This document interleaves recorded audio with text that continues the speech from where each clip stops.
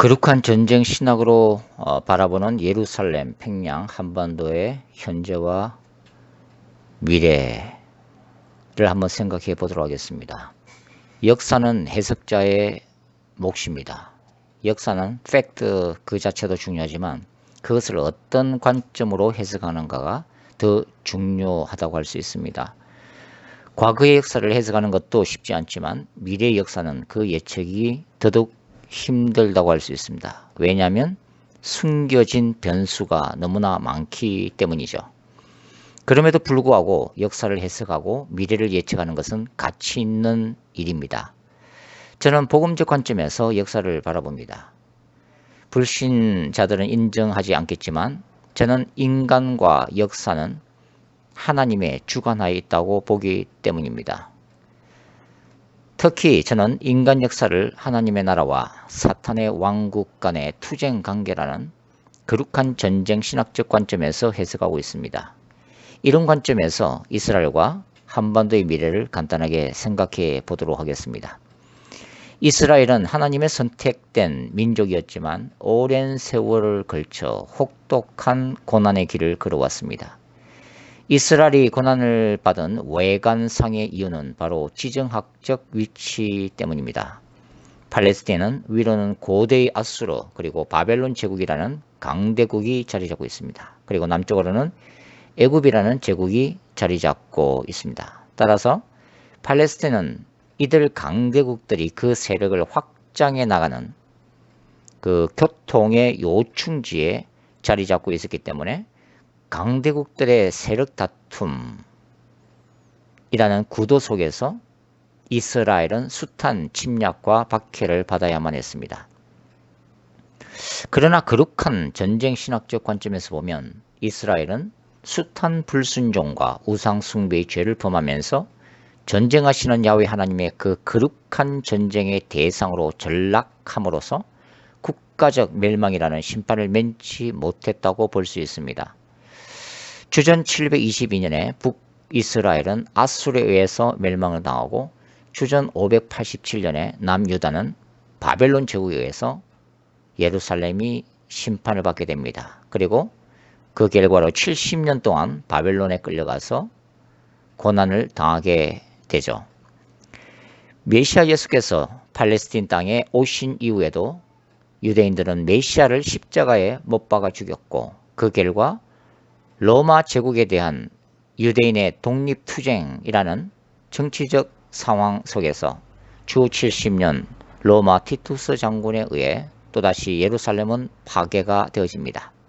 그리고 2000년이 넘는 세월 동안 이스라엘이라는 국가는 지도상에서 사라졌습니다. 그리고 유럽 전역에 흩어진 디아스포라 유대인들은 뿌리 깊은 반유대 사상에 의해서 고통을 당하다가 히틀러에 의해 유대인 600만 명이 학살되는 비극의 역사를 거치게 되었고 1948년에 극적으로 국가가 재건되어 오늘에 이르고 있습니다. 이스라엘이 다시 재건됨으로써 적지 않은 친유대주의 신학자들과 세대주의 종말론자들 그리고 이스라엘의 회복, Back to Jerusalem Movement, 이스라엘 회복 운동을 주관하는 분들이 구약에서 이스라엘에 대한 궁극적인 회복과 다윗 왕국의 재건에 대한 예언이 문자 그대로 이스라엘 민족에게 다시 적용이 되어야 한다고 주장하고 있습니다. 그리고 신약에서 이스라엘과 교회는 서로 구별되어야 한다고 주장하기도 하죠. 그러나 저희 생각은 다릅니다. 로마서 9장부터 11장과 에베소서에서 바울이 말한 그 바울의 종말론적 사상에서 드러난 바와 같이 사도 바울은 칭의의 복음을 받아들인 유대인과 이방인이 그리스도 안에서 하나된 교회 공동체를 통해 구약적 예언이 완성되고 있다고 보기 때문입니다. 따라서 예수 그리스도의 재림 직전에 이스라엘의 남은 자들이 구원을 받게 될 것이고 예루살렘은 요한계시록 11장의 예언을 이루기 위해 존재하고 있다는 것이 저의 소견입니다. 여기에는 미 트럼프의 예루살렘 수도 인정과 성전 재건 지원 약속으로 시작된 미래적 제3의 성전 재건의 문제, 또 이스라엘과 이란을 중심으로 한 제3차 세계대전 발발의 가능성, 그리고 두 정인과 적그리스도의 종말론적 투쟁 등 예루살렘을 둘러싼 미래적 정치 종교적 동향은 마지막 때를 움직이시는 하나님의 시간표를 읽을 수 있는 중요한 기준이 되는 것입니다. 인간과 역사를 움직이시는 하나님은 인간의 죄악과 그 배후에 존재하는 악의 근세를 대적하시는 거룩한 전사이시고 하나님의 백성을 궁극적으로 구원하시는 신적 왕으로서 자신을 계시하십니다. 그리고 이 모든 역사가 완성되는 사건이 바로 예수 그리스도의 재림 사건인 것입니다. 인간 역사는 바로 그 그리스도의 재림 사건을 향해 지금도 진행되고 있다는 의미죠. 미래적 인간 역사의 중요한 하나의 축이 이스라엘과 예루살렘이라면 또 다른 축은 바로 한반도와 평양이라고 말씀드릴 수가 있습니다. 한반도 역사는 이스라엘과 너무나 흡사합니다. 함석헌 선생님이 쓴 뜻으로 본 한국 역사에서 언급된 바와 같이 한반도는 바로 고난의 역사를 대변하고 있습니다. 한반도의 지정학적 위치는 이스라엘과 유사하게 북쪽으로는 중국 대륙이 자리 잡고 있고 동남쪽으로는 일본이 자리 잡고 있습니다. 그 양국 간에서 숱한 침략을 받은 한의 역사가 바로 한반도의 역사였던 것입니다. 중국이 한반도에 간 침략 역사부터 간단하게 살펴보도록 하죠. 고조선이 중국 한나라의 침략을 받아 멸망한 것은 기원전 108년입니다. 한나라에 이어 등장한 수나라는 대략 서기 598년부터 614년까지 모두 4차례 고구려를 침략한 것으로 알려져 있습니다. 수나라에 이어 당나라는 신라와 동맹을 맺어 백제 고구려를 차례로 멸망시킵니다. 그리고 징기스칸의 원나라는 1231년 고려를 침공했고 청나라 역시 1637년 병자호란을 일으켰습니다. 그 외 크고 작은 한반도 전쟁들이 숱하게 일어났습니다. 역사 전문가들에 의하면 중국은 천하가 통일될 때마다 한반도를 침략했다고 합니다. 일본의 한반도 침략사도 그에 못지 않습니다. 정경일 씨의 남의 공정이라는 책에 따르면 외구의 침범이 414년 고구려 강개토왕 시대부터 2011년 이명박 시대의 독도 문제 일으키기까지 무려 900여 차례나 진행되어 온 일련의 공정이었다고 합니다. 가장 치명적인 침략은 바로 1910년 한일합방 이후에 식민지 지배였다고 말씀드릴 수가 있죠. 1945년 패망 후 조선 총독 아베 노부유키가 한반도를 떠나며 이렇게 말했다고 합니다.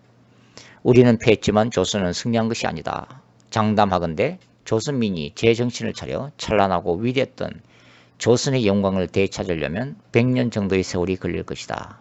우리 일본은 조선민에게 총과 대포보다 무서운 식민교육을 심어 놓았다. 조선민은 결국은 서로 이간질하여 노예적 삶을 살 것이다. 보라, 조선은 실로 위대하고 찬란했지만 결국 식민교육의 노예로 전락할 것이다. 그리고 나 아베 노부유키는 다시 돌아온다. 이 책에 따르면 앞으로도 일본의 전면 재침공 가능성이 매우 높다는 것입니다. 현재도 아베 정권의 경제적 침탈이 일어나고 있지만 이것으로 한반도 침략이 끝난 것이 아니라는 것입니다. 전문가들은 일본의 한반도 침략의 야망은 결코 끝나지 않았다고 거듭 평가하고 있습니다. 결국 한반도 역사적 교훈은 한민족이 친중이나 친일과는 결코 어울릴 수 없음을 명백히 하고 있습니다. 최근에 한국에서는 친일 성향적인 책들이 출간되고 있습니다. 일제 강점기에 대해 역사를 객관적으로 평가하자는 취지에서 각종 자료를 제시하며 일반적으로 우리에게 알려진 식민지 역사와는 다른 관점, 다른 주장, 어떤 경우는 정반대의 주장을 제시하고 있습니다. 결국 일본의 한반도 점령이 한국의 근대화에 도움을 주었다는 식민지 근대화 사관에 입각한 것입니다. 그러나 일부 자료들이 우리가 알고 있는 것과 다른 새로운 역사가 드러난다 할지라도 또 이 책의 일부 내용들을 우리가 객관적으로 받아들일 수 있다 하더라도 일본의 한반도 통치는 결코 합법화될 수가 없습니다. 일본의 역사 왜곡은 분명히 잘못된 것이라는 것입니다. 물론 이러한 말이 한국이 일본과 외교를 단절해야 한다는 의미는 결코 아닙니다. 우리는 일본과의 대화를 통해 친선을 도모하고 동북아의 경제적 평화를 위해 함께 노력해야 합니다. 그러나 일본에 대한 역사적 교훈은 절대 잊어서는 안 된다는 말씀입니다. 이스라엘이 독일 민족의 600만 학살에 대해 용서는 하지만 잊지는 않겠다고 선언한 것처럼 말입니다. 한반도는 이스라엘과 유사하면서 다릅니다. 이스라엘이 하나님의 백성으로 선택을 받았다면 한반도는 하나님의 간접적인 섭리하에 놓여 있습니다. 그리고 한반도가 일본의 범신론처럼 모든 우상들을 신으로 섬기는 나라는 아니지만 종교성이 강한 민족임에는 틀림이 없습니다. 한반도는 고려시대에는 불교 사상이, 조선시대에는 유학이 지배적이었고 민간신앙도 지속되어 온 나라입니다. 인간과 역사를 다스리시고 주관하시는 전쟁하시는 하나님은 한반도에 대해 어떤 계획을 가지고 계실까요? 함석현 선생님이 한반도 역사를 선한 민족, 한민족 같은 선한 민족이 타 민족들에게 끊임없이 강간당한 것과 같은 고난의 역사라고 한반도 역사를 날카롭게 평가했지만 함 선생님은 복음주의 신학적 관점에서 한반도 역사를 바라보지는 못했습니다. 함석헌 선생님은 민중신학자이면서 결국 모든 종교들을 똑같은 것, 즉 동등하게 간주했던 종교다원주의자였기 때문입니다. 저는 한반도의 고난 역사야말로 마지막 때의 복음적 한반도의 미래를 내다본 사탄이 한반도를 지구상에서 말살하기 위한 지속적인 공격이었다고 간주합니다.